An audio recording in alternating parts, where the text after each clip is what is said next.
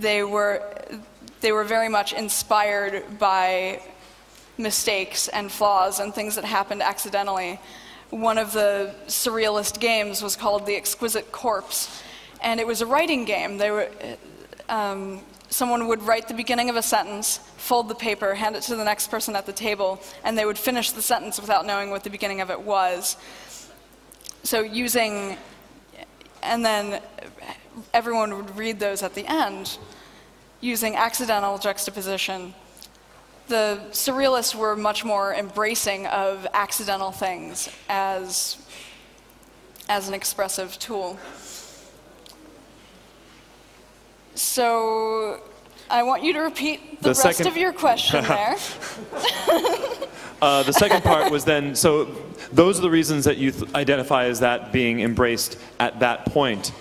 Do you see, I mean, where are those areas now? Do they still exist? Do you still see there being opportunities for, I mean, obviously you point at the CF card flaw. Is there a generalized outlook that you can, that you have identified for yourself as to how to spot those flaws and how to shift one's own thinking away from, oh, damn, I fucked it up, to, oh, well, how do I integrate this into my art? Okay, well, a very general way of answering that is when you get that feeling, oh, damn, I fucked it up, just question that.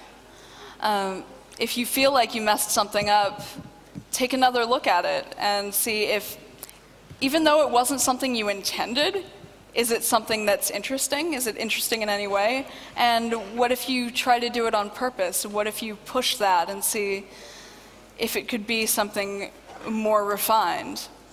Do you identify a difference between just the accidental artifacts and artifacts that are used intentionally? I mean, how do you moderate that in your own work? Like, how do you know, I mean, do you choose to intentionally push an artifact past a certain point? Often I do. The first step in pushing it or using it as an expressive tool is just embracing it. When it happens, don't throw it away. It's such a good life lesson. I think we can all take that with us. All people who are standing can still ask their questions. No one else can because of time. Okay. So go ahead. Thanks again, Audrey, for your talk. I find both your work and the talk incredibly inspiring. As we sit here at a hacker conference, and as it's composed of people who, and I self-identify this way, who are nerds and geeks and who tend to focus on a kind of precision and a kind of gear fetishism, right? So we tend to want the thing that we think will help us make the best art, and photography, I think, is particularly prey to that, right? You want the fastest lens, you want the big, the best ISO, etc. Do you agree? There's a tendency to that. There's definitely that tendency towards super precision, a lot of gear geekery. People want the best lens and like, what is the best camera, the latest technology to use on this. And so what I've found so inspiring about what you're saying here, it's about both rejecting the fear of failure, but also rejecting the idea that you can blame the gear because you don't like the art that you're producing. When in fact you can take whichever camera you have available to you and whatever light conditions you have available to you, and take your own artistic vision and make that into something that you find satisfying. And so, for instance, your experience with the concert photographs where you were taking the 6 exposures, so instead of, as you said, saying, wow, I'm just getting these blurry, fucked up images, it's my damn camera. Yeah, for a while, definitely for a while, I didn't bother taking my camera to concerts because I was frustrated by the fact that there wasn't really enough light.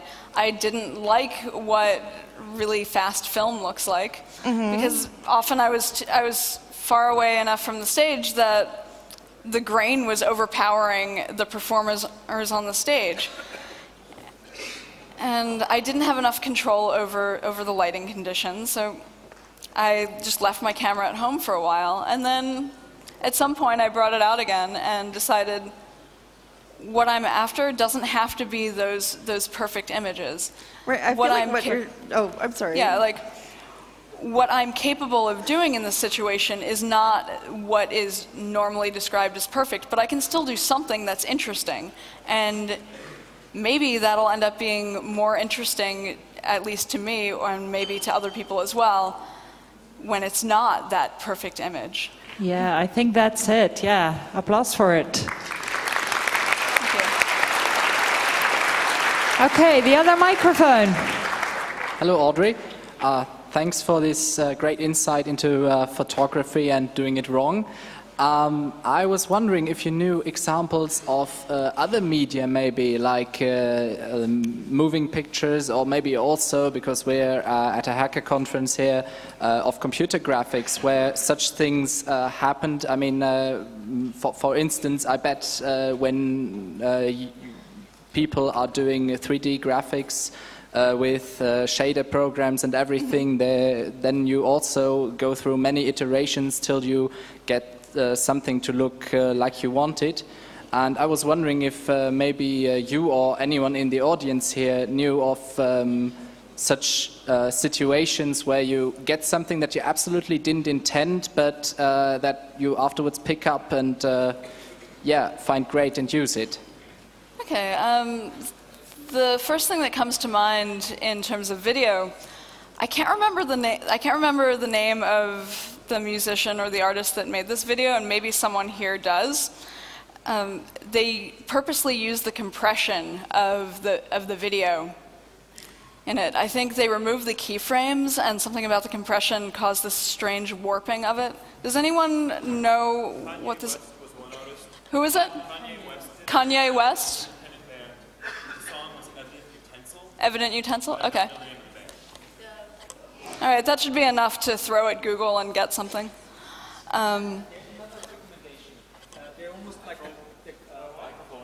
Microphone, please. Take this stand. What's the recommendation? Really short, please, because we're running out of time. Okay. Jodi.org. I mean, you probably know Jodi.org, but Jodi.org, like JODI.org, they are pretty much like the godfathers of fucking up net art. So they're from the Netherlands, and like they started like in the mid-1990s of like creating websites that were completely fucked up and messed up. So go to Jodi.org and check it out on Wikipedia. They're really awesome. Thanks. Okay. Thank you for answering that. Last question. Yeah, the question was where to begin with such fragmenting. I'm sorry. I'm having some trouble hearing. Yes.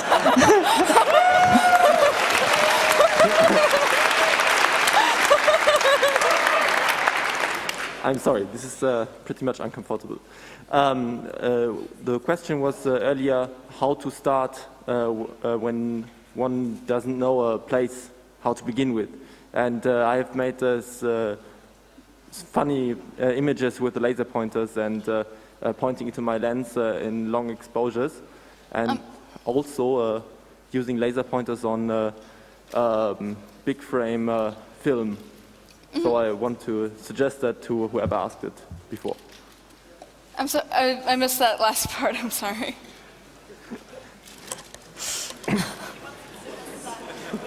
I'm sorry, do you have someone with you who can translate?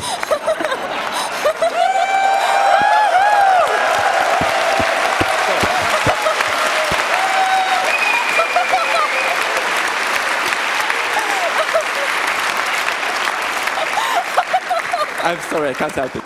I wanted to suggest using laser pointers on your lens as a starting point when you want to create images that look strangely broken in some way. Oh, that sounds really cool. Yeah, it's much fun. Okay, so have you done those? Yes. I would like to see. So send me an email. A very brief thing that occurs he's proposing using laser pointers directed at the lens, and for all of those of you who saw the recent Star Trek reboot film, there are lens flares abound in that movie, and J.J. Abrams, the producer and director of that film, specifically had a cinematographer, and